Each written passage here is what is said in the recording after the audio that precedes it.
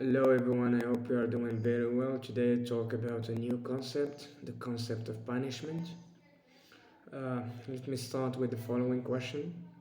What would you subject a given person to if they committed a wrongdoing?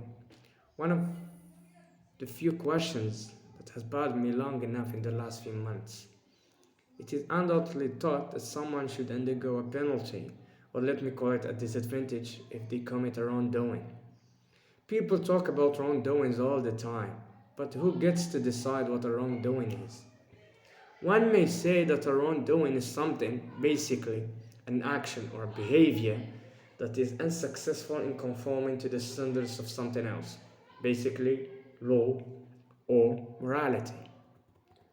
A particular being is said to be a wrongdoer unless they conform to the standards of law or morality agreed on to frame relationships among groups of living souls. Time has a say in how people perceive of morality. It somehow decides what's right and what's wrong, and people happen to tailor their perceptions of what is right and wrong to the demand of time.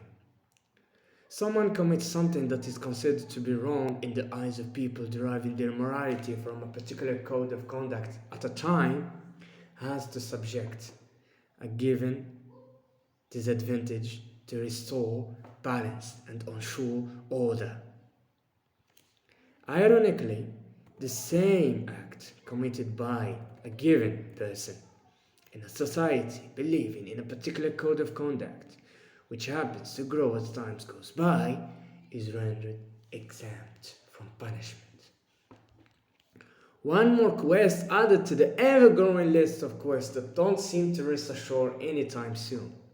One gets to develop a feeling over time, the feeling of not being oneself just because they are chasing answers to questions that shouldn't be asked in the first place. Some mysteries are destined to remain unsolved.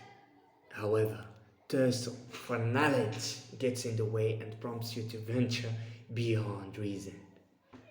Why do we punish people for their wrongdoings? What is permissible and what is not for people when it comes to punishing wrongdoers? Two major questions frequently asked by decision making agents to ensure the maintenance of a penal system that is said to be valid. Someone commits something that is unanimously considered morally wrong is to be subject to punishment to ensure order. You may say that undergoing a penalty for a wrongdoing was brought forth as a result of people moving from the state of nature, where people are said to be living in a state solely characterized by complete freedom and the absence of rights, to civil society, where people are said to be governed by a set of norms under the rule of law. Couldn't we humans live peacefully and happily before the development of such a state? The civil society? This drives me this drives me to think about good and evil. Are humans inherently good or evil?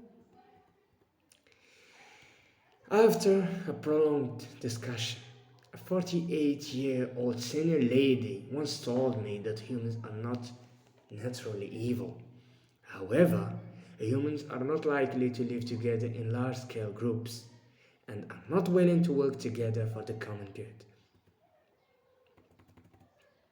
People are driven by self-interests and inherently self-interested and frequently seek to have their wants take precedence over everyone's. Resumed the lady, thinking about fulfilling one's desires and struggle over resources usually stir up conflict.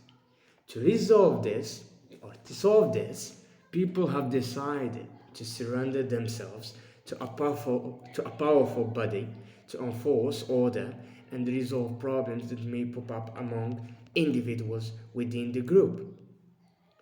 So long as the powerful body maintains peace, no one is to question its legitimacy. And if that happens, there is a risk of going back to the state of nature and therefore chaos.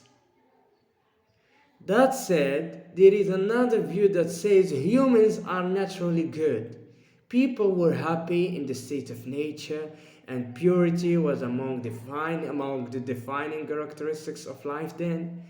No sooner had inequality caused by the class system been imposed by civil society than corruption ruled.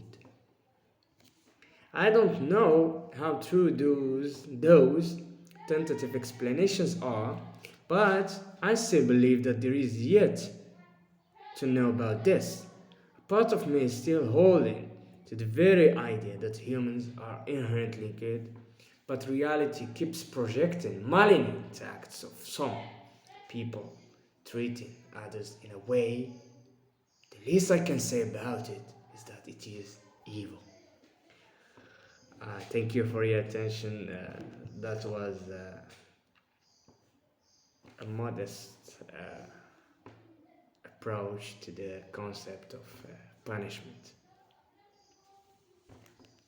Take care. Take good care of yourself.